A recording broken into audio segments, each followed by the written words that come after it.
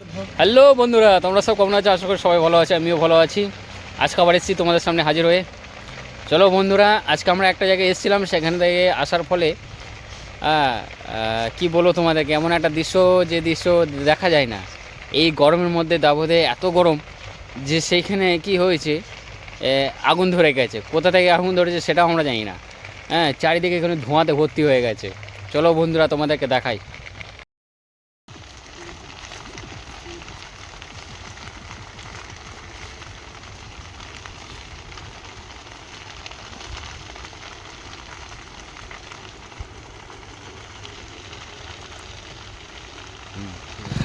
তো গাইস, কেমন আছো তোমরা?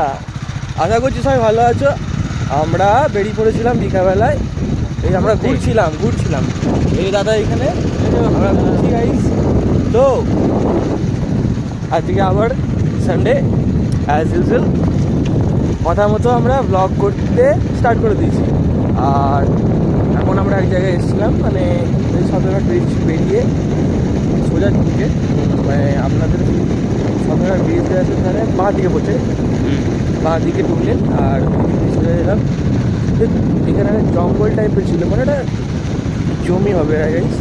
ওইখানে কেউ হয়তো আগুন ধরে দিয়েছে। তো এই তো গরম বুঝতেই পারছেন, আর তার মধ্যে আবার লোকে আগুন ধরে দিয়েছে। এত ধোঁয়া, এত মানে ছাই উঠছে গাইস, মানে ওখানটা পুরো হয়ে গেছে, আলো ধোঁয়া উঠছে। আমরা সেটাই ভিডিও করলাম।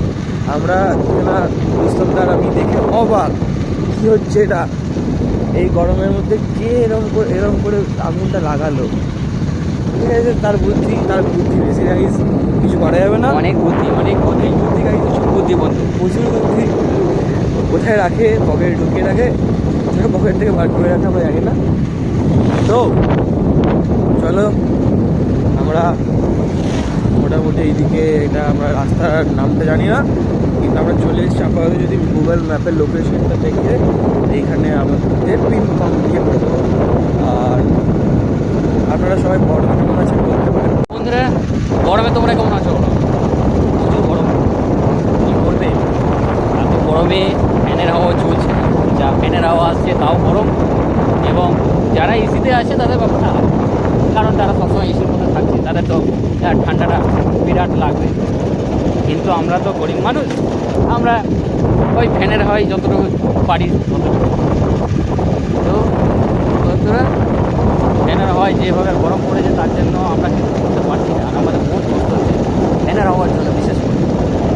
তার মধ্যে আবার এই দেখুন আগুন লাগিয়ে দিয়েছে, এই তো তীব্র দাবদাহ, তার উপরে আবার এই তীব্র দাবদাহ, মানে ডবল তীব্র হয়ে গেছে। তো বন্ধুরা, এবারে আপনারা গরমে ভালো আছেন তো? কী হচ্ছে গাড়ি কী বলবো, রাস্তায় লতা পাতা গাছ, বাস ছাড়, আবার এই তো আগুন লাগিয়ে দিয়েছে। তো এই চলুন, তো চলে যাচ্ছি না, গরমে এমনি চলছে, তার উপর আবার আগুন ধরিয়ে আবার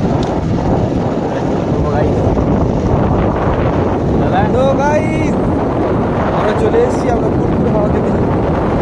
ফুরফুরে হাওয়া বিকালে কি করেছে পুরো ফাঁকা মাঠ। তো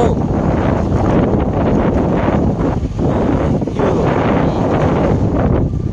সানডেটা কেমন এনজয় করলেন বলুন আপনারা। আশা করছি সবাই সানডেতে ভালোভাবে এনজয় করলেন। আমরাও বেরিয়ে পড়ছি এনজয় করার জন্য আর আপনাদেরকে এনজয় দেওয়ার জন্য। যদি ভিডিওটা ভালো লেগে থাকে অবশ্যই কমেন্ট করবেন, লাইক করবেন, তার শেয়ার করবেন, সাবস্ক্রাইবটা করবেন নিশ্চয়ই। আর আরও কিছু জিনিস আছে যেগুলো তোমাকে দেখানোর জন্য আমরা আরও এগোচ্ছি সামনের দিকে। সেগুলো দেখলে পরে মনে রাখবো আমি এত সুন্দর জায়গা কোথায় গেছি, এরকম তোমরা অবশ্যই মনোযোগ থাকবে।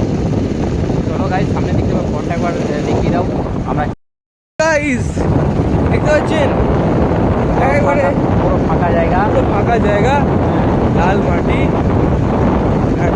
আমরা লাল পাহাড়ের দেশে চলে এসেছি। ওই দিকে গাছটা দেখিয়ে, ওইদিকে দেখিয়ে দাও। দেখতে পারেন গাইস, ভিউটা দেখুন, ভিউটা চেক আউট করুন। তো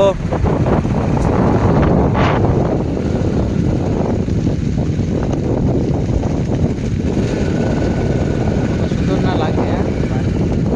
বাইরের দৃশ্যটা, হ্যাঁ গাইড,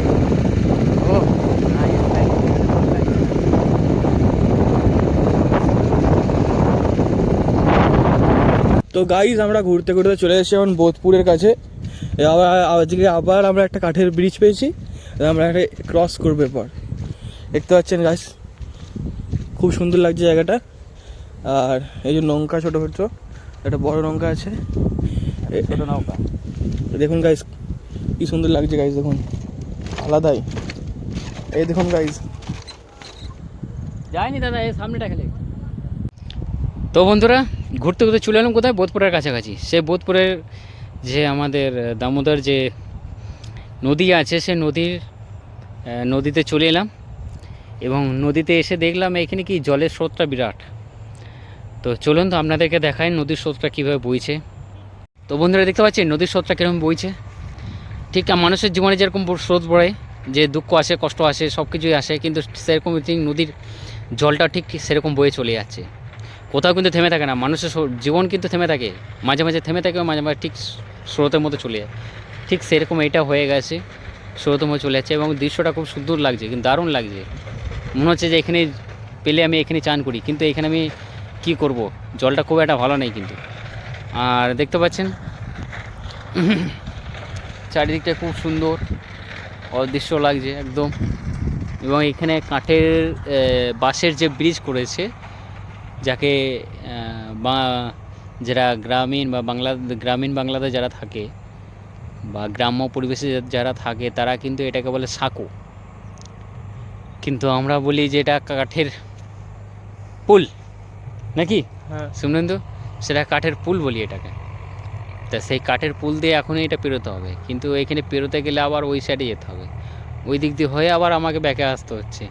তার চেয়ে আমরা যাচ্ছি না, এইখানেই আমরা এই আপাতত ভিডিওটা করে আপনাদের সামনে তুলে ধরার চেষ্টা করব। তো চলুন। তো ওই যে খটর মোটর দেখেছেন কী হয়ে যাচ্ছে, দেখেছেন? ওই যে ও খটর মোটর। তো এই যে বন্ধুরা, ঘুরতে চলে তো এলাম, আমার যেতে হবে, বাড়ি যেতে হবে। তা আমরা ঘুরতে অনেকটাই চলে এসেছি, প্রায় আমরা 20 কিলোমিটার কাছাকাছি চলে এসেছি। হ্যাঁ, এবারে আবার আমাদেরকে 20 কিলোমিটার ব্যাকে যেতে হবে। তো বন্ধুরা, এই যে সোমরেন্দু আছে, সোমরেন্দু এত ঠাড়া হয়ে দাঁড়িয়ে আছে। গাইজ কি করছেন আপনারা গরমে? আমরা এসছি তো বোধপুরের ওই ব্রিজটা আমরা ক্রস করলাম না, তো এখানে তার আগেই আছি। দেখতে পাচ্ছেন পিছনে সূর্যটা কত সুন্দর লাগছে। আর দেখা যাক, সন্ধ্যাবেলা আশা করছি বেরোবো, লোকালয়ের দিকে যাবো, আর একটুখানি দেখা যাক কী হয়। আর না যদি যাই তাহলে বাড়ি ব্লগ এত দূর পর্যন্তই, দেখা যাক। আর ব্লগ ভালো হচ্ছে কি না হচ্ছে, কি কন্টেন্ট আপনারা পছন্দ করেন বা কী কন্টেন্টে আমরা ভিডিও দেখতে পছন্দ করেন, সেটা আমাদের বলতে পারেন, কমেন্ট করে জানাতে পারেন একদম। তা সেই কন্টেন্টের ওপর আমরা ভিডিও বানাবো। আর দেখা যাক। এই যে গাইস, বাই, আজকে এত দূর।